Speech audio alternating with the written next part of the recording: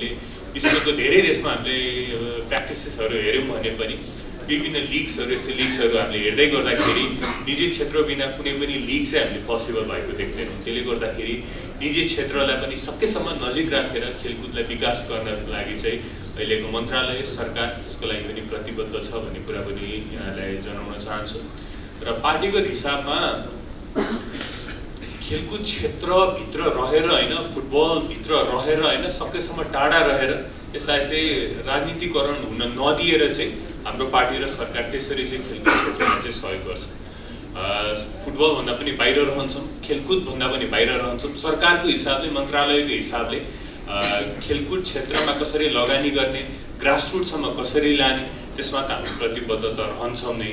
तर राजनीतिक हिसाबले हेर्दाखेरि पार्टी र सरकार पनि सकेसम्म खेलकुद क्षेत्रभन्दा टाढा रहेर, फुटबल क्षेत्रभन्दा टाढा रहेर खेलकुद क्षेत्र र फुटबल क्षेत्रलाई चाहिँ त्यसरी चाहिँ अझ बढी सहयोग गर्न चाहिँ हामी प्रतिबद्ध रहन्छौँ। हामीले भन्दै आएका छौँ, अहिले अब सहज पनि के भएको छ भने शिक्षा र खेलकुद एउटै ठाउँमा आएको हुनाले चाहिँ हामीले बारम्बार अलिकति ग्रासरुटमा लानको लागि चाहिँ, किनभने ग्रासरुटमा लान सबैभन्दा ठुलो मूल भनेकै अहिले शिक्षा क्षेत्र हो। हाम्रो लगभग 98% चाहिँ इनरोलमेन्ट रेट देख्छौँ हामी सानो बालबालिकामा स्कुलमा छिर्नको लागि। त्यो भनेको नेपालको भविष्यको खेलाडीहरू पनि हो।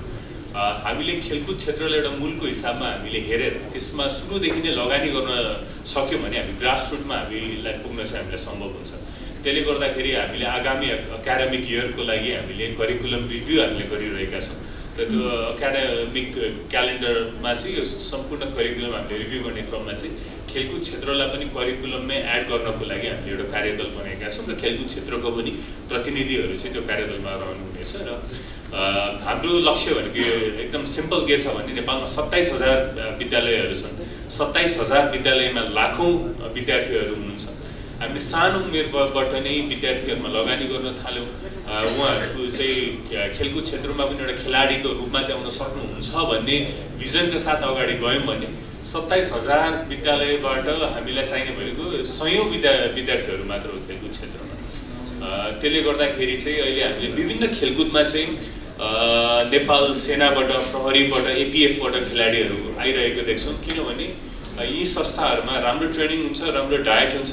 त्यसले गर्दाखेरि चाहिँ एक किसिमको हामीले सबै खेलकुदमा चाहिँ डोमिनेन्स देख्छौँ यो क्षेत्रबाट। हामीले त्यही किसिमको ट्रेनिङ, त्यही किसिमको डायट चाहिँ सानै उमेरबाट विद्यार्थीहरूलाई हामी खेलाडीहरूलाई दिन सक्यौँ भने चाहिँ अझ सानो उमेरबाट लगानी गर्दै गर्दाखेरि अझ हामी राम्रो खेलाडीहरू विकास गर्न सक्छौँ भन्ने बुझाइका साथ हामी सकेसम्म सानो उमेरबाट नै हामीले करिकुलममा खेलकुदलाई चाहिँ सँगै मिलाएर लगिसकेपछि लङ टर्ममा हामीले चाहिँ आजको 10-15 वर्षपछि हेर्दै गर्दाखेरि पनि हामीले राम्रो खेलाडीहरू चाहिँ विकास गर्न सक्छौँ। त्यसले गर्दाखेरि अबको करिकुलममा पनि हामी खेलकुदलाई चाहिँ एकदमै इम्पोर्टेन्स, एकदम भ्याल्यु दिएर चाहिँ राख्नेछौँ। फेरि पनि अन्तिममा नेपाल सुपर लिग परिकल्पना गर्नुहुने पहिलादेखिकै सम्पूर्ण खेलकुद क्षेत्रलाई माया गर्ने महानुभावहरू, नेपाल सुपर लिगमा लगानी गर्ने टिम ओनरहरू, एन्फाका पदाधिकारीज्यूहरू, त्यसपछि नेपाली फुटबलका कप्तान हुनुहुन्छ, त्यसपछि पूर्व लेजेन्डहरू हुनुहुन्छ। हामीले चाहिँ हुर्किँदै गर्दाखेरि फुटबल हेर्दै गर्दा जो खेलाडीहरू लेजेन्डहरू हुनुहुन्थ्यो उहाँहरू पनि उपस्थित हुनुहुन्छ र अहिलेका वर्तमान खेलाडीहरू पनि उपस्थित हुनुहुन्छ। र यो नेपाल दुईजना मिलेर नेपाल सुपर लिगमा हामीले यसलाई चाहिँ अर्को उचाइमा लान सक्यौँ भने भविष्यका खेलाडीहरू उत्पादन गर्ने पनि यही लिगले गर्न सक्छ।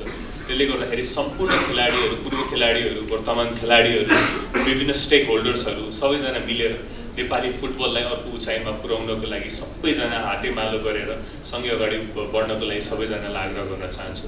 र युवा खेलकुद शिक्षा तथा खेलकुद मन्त्रालय, नेपाल सरकार खेलकुद क्षेत्रलाई अगाडि बढाउनको लागि सधैँ नै प्रतिबद्ध रहेको पुनः स्मरण गराउँदै यो नेपाल सुपर लिगको भविष्यको सफलताको कामना गर्दै सम्पूर्णलाई हार्दिक धन्यवाद व्यक्त गर्न चाहन्छु।